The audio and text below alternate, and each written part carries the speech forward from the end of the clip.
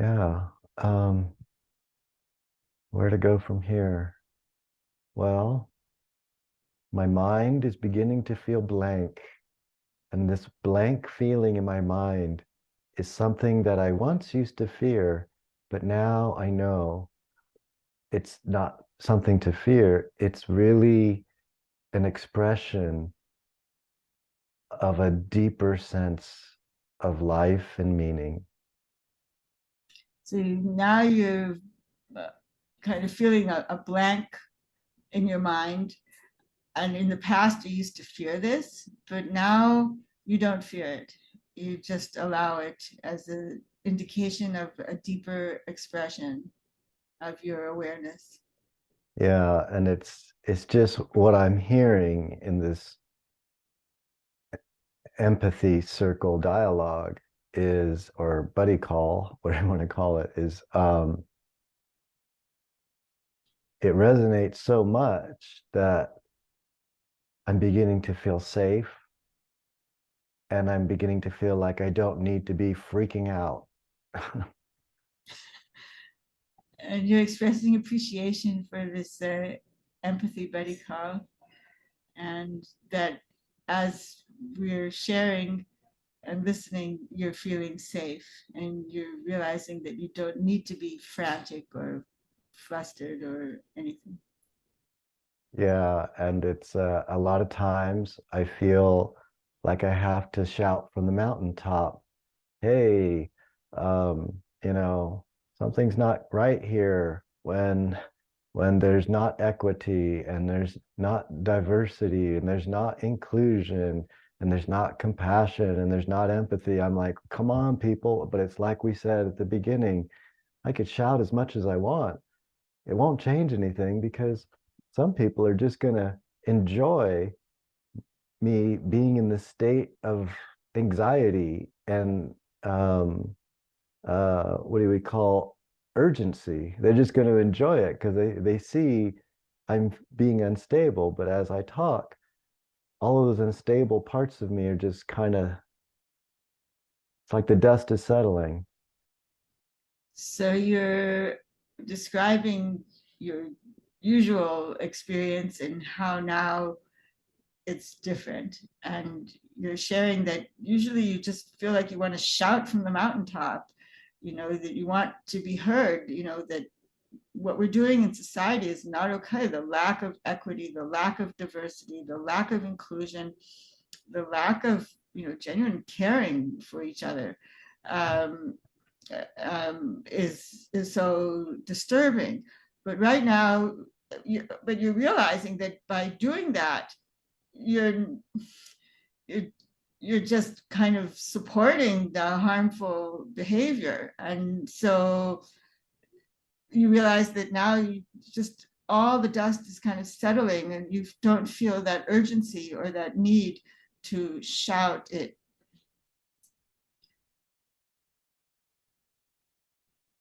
Yeah, just I don't feel an urgency. I feel like it's, I'm not sure how to explain it, but like when another conscious being is at that same level of awareness or has is grasping that similar conscious state of connectivity, of empathy, of whatever you want to call it, I feel like I'm not alone, and I feel like it also radiates throughout the universe, and no one can stop it, not even a narcissist.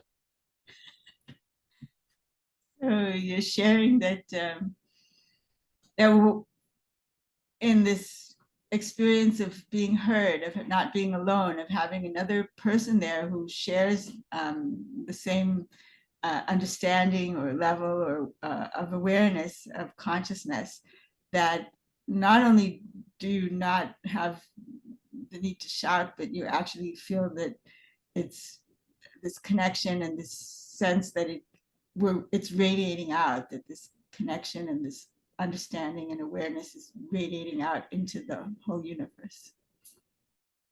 And I think it's okay to reiterate, hey, it's radiating out from an invisible depth, and no one can stop the ethereal depth. Nobody. It's going to keep radiating out. And I know that this is the depth. This is the place that I want to live. And it's the place that a lot of people call home. They don't realize it, but this is where home is. It's a state of mind. So I missed the unstoppable part. So you're, thank you for sharing again. So you're realizing that this radiance, this radiating out to the whole universe is unstoppable. And it comes from this ethereal depth that no one can stop, that it cannot be obstructed. And there was another part. Help me out. There might be another part, but I forgot it because I think I'm starting to feel more than I'm thinking. And I want to be in the feeling. And the feeling, the empathetic feeling, the compassionate feeling, the love is so great that it's okay that there's no words. But I think this feeling is where people really want to be, including myself. Sharing this wonderful feeling that you're feeling, and that even if you said more, you don't need it, that you're just happy to remain in the feeling and feeling what you're feeling and without words. And you think that this is really where people want to be, including yourself. I feel fully heard. Thank you, Janna. Mm. Mm. Well, this is very lovely, and I appreciate your gratitude, and I appreciate your sharing. And I'll pause there. Yeah, I hear you saying that you're having a lovely experience and you're very appreciative. You have gratitude and gratitude for the conversation and hearing where I'm coming from. Yes.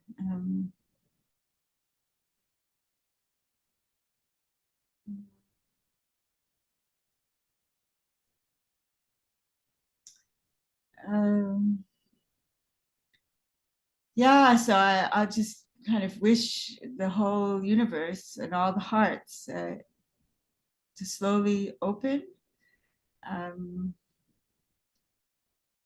a Tibetan Buddhist analogy for the heart is a piece of ice, a block of ice that gradually melts.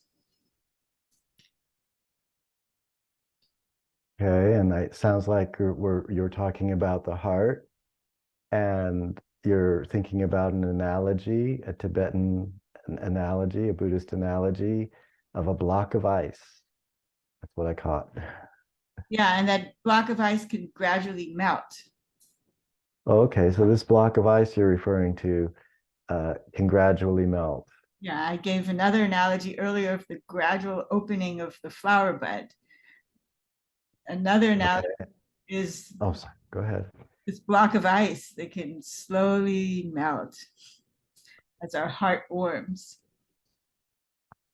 And so you're restating earlier the analogy of the flower bud as it opens up. It's like a maturity and a maturing, and then the block of ice, which is will always be slowly melting. But in this analogy, it's slowly melting because of the heart. The heart consciousness is melting the ice away. Yeah. So I just want to wish that for everyone, for all the beings, for all human beings, and for all beings, all people in leadership, all people in positions of authority, that they be moved and inspired to give freely, a little freedom, and a little more rights. And so, with that analogy, you are sending out this energy, this, I'm not sure what to call it, but this desire for those folks, everybody, every being, including people in positions of authority, that they can find this place in themselves, this melting place where the heart begins to melt the ice into a maturing transformation. Thank you. I feel fully heard. Great, thank you. You're passing the buck back to me, huh? uh,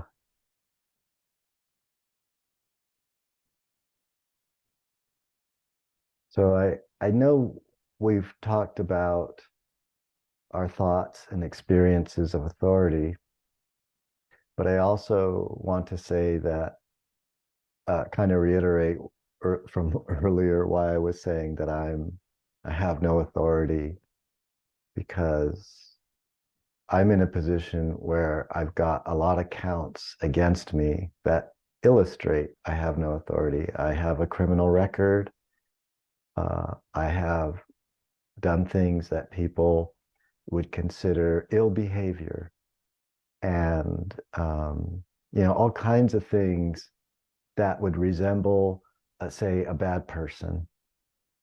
So you're talking about why it's important for you to assert that you have no authority, because indeed you have no authority. You have a record that would be considered the record of a bad person having done things that are not acceptable in society, or perhaps. Yeah. Yeah, and I know that there's many people that have done really bad things but have avoided detection. But I'm not, I'm transparent. I'm okay. Um, I think that I'm okay because that's not me anymore.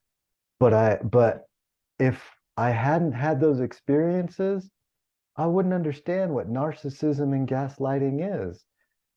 So to an extent, I have had to have lived and embraced that to understand it, but I'm not embracing it now. So you're sharing that you're no longer the person that you were and who did those things, that you've changed and you came from a place of narcissism and gaslighting. So you can relate and you can understand, and you're no longer that person. So you have no problem being transparent and being open about that. Yeah, yeah, and I feel fortunate because I don't think my gaslighting and narcissism was really this lifetime. It may have been another. Um, but I have to say I'm also, I'll just stop there. So you're saying you're not sure that the gaslighting and narcissism in you was from this lifetime. It may have been from a previous lifetime. Yeah, because this lifetime seems to be so much more about um, being abused, being oppressed, and being marginalized. So you're sharing that this lifetime is really much more about being abused and being oppressed and being marginalized and being at the receiving end of gaslighting. Yeah, and that these experiences and trauma is my conceptualization of what the meaning of these experiences, um, has really, through the process of what we call healing, has really taught me so much. And I've become so aware that I cannot distinguish my healing from these events. While these events make me sad, that was the catalyst of wanting to heal. And I can see so much more. I know that if I was not traumatized, I would not see the profound nature of life the way that I do. So you're experiencing some appreciation and gratitude actually for having been through all of this trauma, because had you not experienced this trauma, you would not have been motivated or wouldn't have experienced the change from that, the growth out of that. So yeah, exactly. And I wouldn't give away one for the other, because to give away one would, I wouldn't have the other. So I'm at a place where I'm beginning to see like a full circle of connectivity that is all kind of just, it's all okay. And you're totally accepting of the traumatic experiences that you have. You wouldn't trade them in for, you know, anything else, because it's the trauma that is also the gift of trauma. So you see this totally as like a beautiful um, circle of connectivity, that you can't have one without the other, the awareness without the trauma. And and I'm recalling in this moment, and I feel I'm going to end short soon. I'm recalling we all know heaven. We all live in heaven. And you recalling, we all live in heaven. And we all know what the heaven is like. And what I mean by heaven is this euphoric experience. So what you mean by heaven is a blissful, euphoric experience. And that with the pain and the trauma that I've experienced, I can know heaven in a very profound way. And through the pain and the trauma that you've experienced, you can know heaven, or the blissful and the euphoric, in a very, very profound way. Yeah. And so, again, I don't see it as a duality. I just see it as it just was my path. It was my path, and I'm beginning to embrace it because I can see the value. And you're not something judging or separating them in any way, but you're embracing um, this non-dualistic view of your experience, because it was just your path. And Yeah, exactly. It's just my spiritual path. yeah, just your spiritual path. And it has no end and it has no beginning. That has no end and has no beginning. So wherever I'm at now is just where I'm at now, and where I'm going, it's the unknown, and I can't wait to go there. And wherever you're at, that's where you're at, and wherever you came from, wherever you're going, it's just wherever arises, and it's all right. That's so wonderfully said. Thank you, Janna, for listening, and I feel complete. Would you like to share your closing? Well, the idea to record is kind of precious, and to share this conversation with others. So yeah, so I hope this is of benefit to countless others. Thank you for all that you shared, and thank you for this buddy call. Maybe I should just add to anybody who watches this video this far to the end, that we didn't do it in the traditional timed way of taking turns, like after 5 minutes or 4 minutes each, or even after 15 minutes each, but we left it kind of open until the person was ready to stop. So that's different from the usual buddy call empathy circle. And that's all I'll say for now, and maybe there'll be more. Yeah, I mean, I've been experiencing so many profound and grounding conversations, and none of them are recorded. And I'm just getting to the point where it's like, oh my God, look, I wish I would have recorded that. I mean, I was talking about so many things in these other circles. I'm like, I feel it would be such a wonderful thing to share. And so you're right. That's exactly where I was coming from, is like, I really enjoy sharing, is really part of my path. Writing a blog, sharing my intimacy of my experiences and how I view things. It's really part of my path. And so it just made sense. And I'm so grateful that you were open to the idea. It's such a spontaneous idea. My hair isn't even manicured, and my nails, and the set designer was out of town and everything. So this is like very spontaneous and real. And people, including myself, I want realness in life. I want real profound connection. And so that's why the idea came to me, because I want it and I want to share it. And so I am very grateful for what you've shared and for the amount that I'm grasping. So thank you, Janna. Thank you, Eric.